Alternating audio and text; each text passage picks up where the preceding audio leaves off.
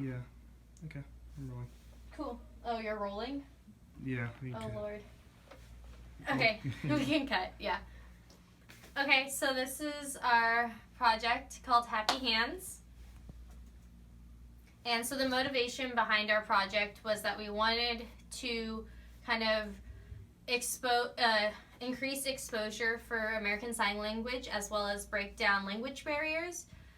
Typically, a way for English speakers and ASL signers to communicate is through written communication, which could be cumbersome and delayed, as well as using interpreters, which practically for everyday conversations is expensive and kind of a waste of time, as well as this could be a fun way to practice fingerspelling for non-signers. And then our goals for this project specifically would be we would like to try and get it to be a fingerspelling trainer, since the basics and foundations of sign language are fingerspelling and hand shapes, so this way it would be an easy basis to start at, as well as we wanted to create a portable, lightweight, and flexible prototype, since we wanted this to be something a user could bring for conversation. It needed to be independently powered, capable of a large range of motion, as well as be completely contained on one glove. So for this project, we use 3 different types of data. On the glove, it contains 10 contact sensors, which allows us to get binary data about where the fingers are touching. The second one would be 5 flex sensors, which are located on the back of the hand, which measure the amount of bend that each of the fingers are bending.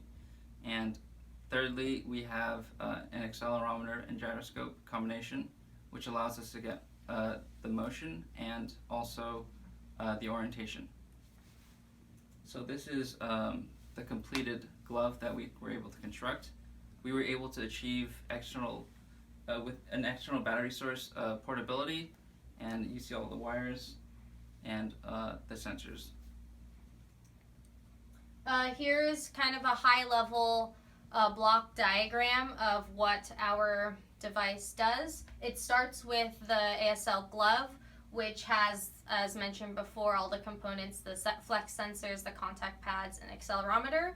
All of that raw data is captured and taken with our microcontroller, the Teensy, which is on the back of the glove.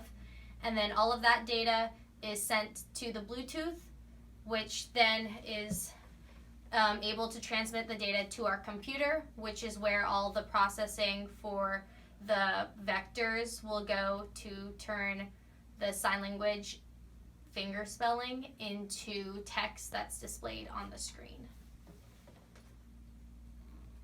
So for this project, we actually ran into a number of roadblocks, many of which we solved. One of them was that the Bluetooth connection, we found it to be extremely unreliable and unstable. That's just the nature of the Bluetooth protocol. Also, the accelerometer data, we were only able to get raw values because of the way the accelerometer module worked. So it was really hard to map those raw values into something that was usable, especially for motion. The flex sensor range, so the Teensy only takes a maximum of 3.3 volts, so there was a very low resolution in terms of what we were able to get out of the band information. And also, there was some uncertainties about the data handling. So some of our data was binary, and some of our data was continuous. So it was really hard for us to get a good machine learning algorithm which was able to handle both of those.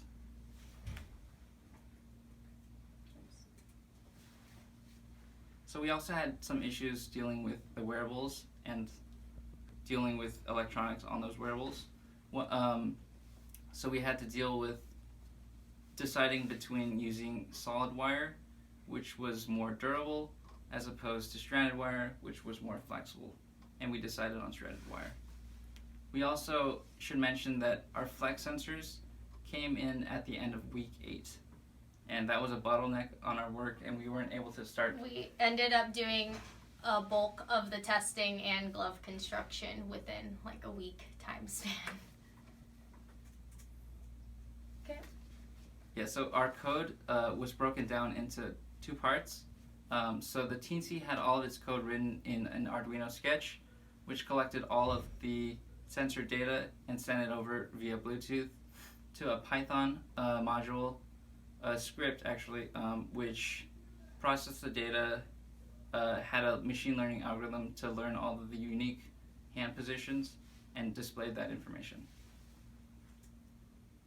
Okay, and then so for all of those problems and issues that we've had, we actually did have considerable success, especially in the time frame we ended up working in. So we ended up getting 24 out of 26 of the letters. The letters we could not capture were J and Z, both due to the fact that we had trouble capturing continuous data for motion with the accelerometer. Since J without moving looks exactly like an I, and then Z without moving looks exactly like a D, those two we weren't really able to capture without figuring out how to package continuous data for motion. Otherwise, though, we got 24 out of 26 of the letters. We were able to spell both of our names, and I'd say about a 60% success rate per letter. And then for future projects, goals for this kind of device, we hope that one big thing would be adding personalized calibration. Every signer is different, so that's something we'd want to be able to make sure we could personalize each hand shape to the user, as well as other teaching opportunities, such as improving and correcting non-signers' hand shapes, as well as kind of repetition games for other students and learners. For a more global idea, we want to hopefully have it go text to voice, as well as have it connect to a phone app to make it even more portable than it is right now. Lastly, we'd hoped that we could maybe expand it into other subsets of ASL, not just fingerspelling. So that would include other signs, grammars, and everything else with that. And lastly, we'd hope we can make it washing machine safe in the future too. And that's it.